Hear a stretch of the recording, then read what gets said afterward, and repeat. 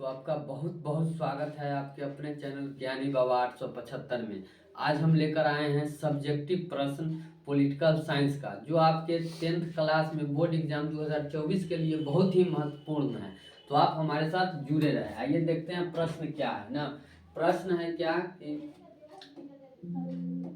प्रश्न है हमारा आपके सामने, सामाजिक विभाजन से आप क्या समझते हैं ना। समाज में जो विभाजन होता है ना, उसे हम लोग सामाजिक विभाजन कहते हैं। तो उससे क्या समझते हैं ना, विविधता विकासशील समाजों की विशेषता है ना। जहाँ विविधता होता है वहीं विकासशील समाज होता है ना। एक देश या क्षेत्र में निवास करने वाले जाति, धर्म, संप्रदाय के लोगों के बीच जो विभिन्नताएं होती है वे सामाजिक विभेद कहलाती है। मतलब सामाजिक विभेद या सामाजिक विभाजन कहलाती है ना।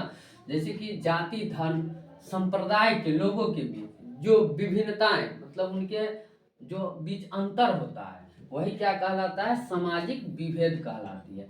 परंतु धन, रंग, क्षेत्र का विभेद सामाजिक विभाजन का रूप ले लेता है ना। लेकिन धन, रंग और क्षेत्र का विभेद सामाजिक क्या विभाजन का रूप ले लेता है। भारत में सवर्ण और दलित, गोरे काले या गरीब अमीर का विभेद सामाजिक विभेद है। भारत में जो है कि सवर्ण और दलित ना, गरीब और अमीर, ठीक है, ये जो गोरे और काले का जो विभेद है वही क्या है, सामाजिक विभेद है। तो आशा करते हैं आपको सारी बात समझ में आ रहा होगा। तो आप जुड़े रहे हमारे साथ। आइए देखते हैं अगला प्रश्न क्या है। अगला प्रश्न है कि सांप्रदायिकता क्या है ना। सांप्रदायिकता क्या है। देखिए, जब समाज में ना एक धर्म के लोग दूसरे धर्म को छोटा एवं अपने धर्म को बड़ा समझने लगता है, कि जैसे कि अगर कोई हिंदू है या मुसलमान है ना, तो वो हिंदू जो है अपने धर्म को बड़ा मानने लगता है और मुसलमान जब है कि अपने धर्म को बड़ा मानने लगता है। ठीक है, तो समाज में धार्मिक आधार पर बिलगाव उत्पन्न होती है। ठीक है, इसी अवधारणा को सांप्रदायिकता कहते हैं। यह किसी भी लोकतंत्र के लिए क्या है, खतरनाक है।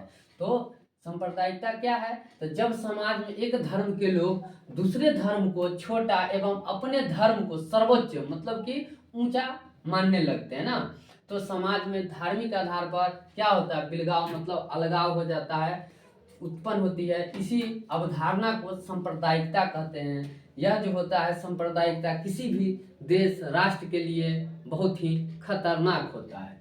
आइए देखते हैं अगला प्रश्न क्या है आपके सामने। अगला प्रश्न है, वंशवाद से क्या समझते हैं ना। तो बिहार की राजनीति हो या भारत की राजनीति, सभी जगह क्या है कि वंशवाद देखने को मिलता है। जैसे कि अगर किसी का पिता विधायक है तो उसका लड़का भी विधायक बनता है ना।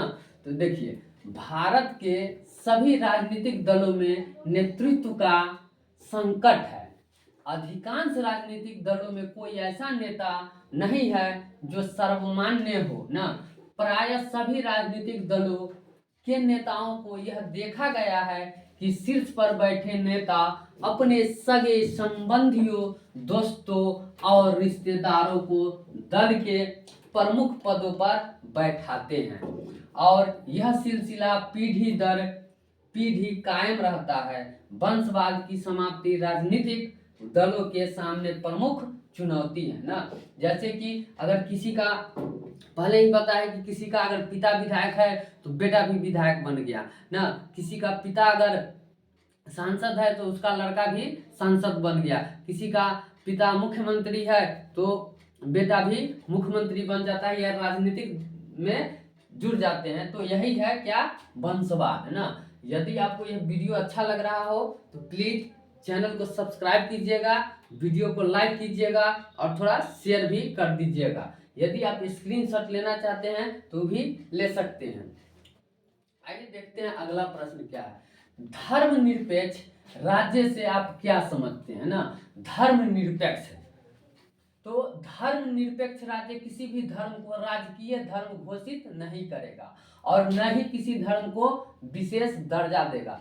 कहने का मतलब पहला जो पॉइंट है कि धर्मनिरपेक्ष राज्य किसी भी धर्म को राजकीय धर्म घोषित नहीं कर सकता है और न ही किसी धर्म को विशेष दर्जा देगा।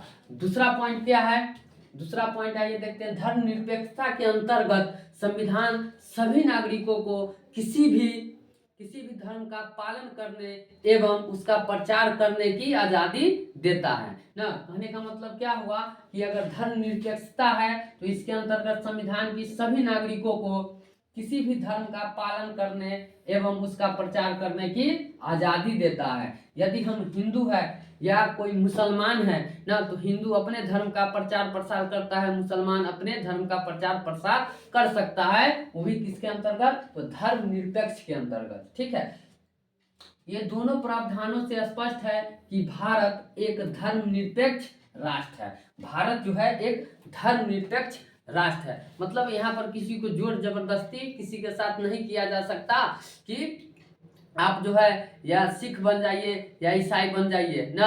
आपकी अपनी अंतरात्मा जिस धर्म को कबूल करता है आप उसमें परिवर्तन भी कर सकते हैं अपने आप को। आइए देखते हैं अगला प्रश्न क्या है। अगला प्रश्न है बंधुआ मजदूर किसे कहते हैं। बहुत ही वीवीआई प्रश्न है ना। ये जो प्रश्न है बहुत बार पूछा गया है एग्जाम में, इस बार भी हो सकता है कि पूछा जाए, इसलिए इसे तो आप बहुत ही अच्छे ढंग से समझ लीजिए और इसे जरूर याद रखिएगा। देखिए ऋण के बदले, देखिए इसको बहुत ही आसान भाषा में आप ऐसे भी लिख सकते हैं ना कि ऋण के बदले या ऋण के बदले अपने श्रम को बंधक बनाने, या पहले के जमाने में ऐसा भी होता था या अभी भी कहीं कहीं है कि अगर बहुत लोग जमींदार जो है, जो लोग जमींदार है ना, जिनके पास अधिक जमीनें हैं, तो वो किसी भी मजदूर को थोड़ा बहुत जमीन देकर और उन पर खेती करने के लिए उनको देते हैं और उनके बदले में उनसे बहुत सारे काम लेते हैं, तो उसे भी बंधुआ मजदूर कहा जा सकता है। ऋण के बदले अपने श्रम को बंधक बनाने वाला श्रमिक बंधुआ मजदूर कहलाता है ना। उसकी मजदूरी कर्जदाता की इच्छा से निर्धारित होता है ना, ताकि कर्ज चुकाना असंभव हो। 1975 ईस्वी में राष्ट्रपति के एक अध्यादेश के द्वारा बंधुआ मजदूर पर प्रतिबंध लगा दिया गया, लेकिन आज भी बिना रोक टोक के जारी है। मतलब कि 1975 में राष्ट्रपति के एक अध्यादेश के द्वारा बंधुआ मजदूर पर प्रतिबंध लगा दिया गया, मतलब कि रोक लगा दिया गया, लेकिन आज भी बिना रोक टोक के यह जारी है ना। तो आप स्क्रीनशॉट लेना चाहते हैं तो ले सकते हैं। वीडियो आपको पसंद आता हो तो इसे ज़्यादा से ज़्यादा लाइक शेयर और चैनल को सब्सक्राइब करना न भूलें। आइए और कमेंट में भी बताइएगा कि यह वीडियो आपको कैसा लगा, ताकि इसी तरह के आगे भी हम प्रश्न लेके आपके साथ जुड़े रहें। तो आइए देखते हैं अगला प्रश्न क्या है। संविधान की सर्वोच्चता से आप क्या समझते हैं ना। संविधान की जो सर्वोच्चता है उससे आप क्या समझते हैं। देखिए प्रश्न, अब उत्तर देखते हैं। संविधान की सर्वोच्चता संघीय शासन व्यवस्था की सबसे महत्वपूर्ण विशेषता है ना। संविधान की जो सर्वोच्चता है उस संघीय शासन व्यवस्था की सबसे क्या है, महत्वपूर्ण विशेषता है। इसका आशय यह है कि संविधान लिखित, निश्चित तथा स्पष्ट हो ना। संविधान राज्य की सर्वोच्च विधि है जिसका उल्लंघन नहीं किया जा सकता ना। मतलब संविधान का जो है, जो भी नियम कानून है उसका उल्लंघन नहीं किया जा सकता। केंद्र और इकाइयों के बीच शक्तियों का विभाजन संविधान के द्वारा ही किया जाता है। मतलब संविधान के द्वारा ही सभी पदों पर जो बैठे व्यक्ति होते हैं उनको शक्ति दिया जाता है, चाहे वो नेता हो या कोई सरकारी जॉब में करते हैं, उनके ऊपर भी सब लागू होता है। ठीक है, विभाजन संविधान के द्वारा ही किया जाता है, सभी का जो शक्ति होता है। अगला प्रश्न क्या है, रंग भेद क्या है ना। रंग भेद क्या है। मनुष्य में गोरे और काले रंग के आधार पर विभेद करना ना। अगर मनुष्य में कोई गोरा है कोई काला है तो उस रंग पे विभेद करना, मतलब अंतर करना ना। काले रंग वालों को गोरे रंग वालों लोगों की अपेक्षा कई अधिकारों से वंचित करना। जैसे कि कोई काले रंग वाले हैं तो गोरे रंग वाले को कोई अधिकार दिया जाता है और काले रंग वाले को यह अधिकार नहीं प्राप्त होता है, तो वो भी क्या है, अधिकारों से वंचित रखना। उसी को हम लोग क्या कहेंगे, रंग भेद कहते हैं ना, रंग भेद कहते हैं। आइए देखते हैं अगला प्रश्न। विविधता राष्ट्र के लिए कब घातक बन जाती है? विविधता जो है वो किसी राष्ट्र देश के लिए कब घातक बन जाती है? तो आइए देखते हैं। देखिए, एक सीमा में रहने पर विविधता राष्ट्र के लिए उपयोगी होती है। जैसे कि यहाँ भारत में एक सबसे लंबा संविधान जो है वो भारत का ही है।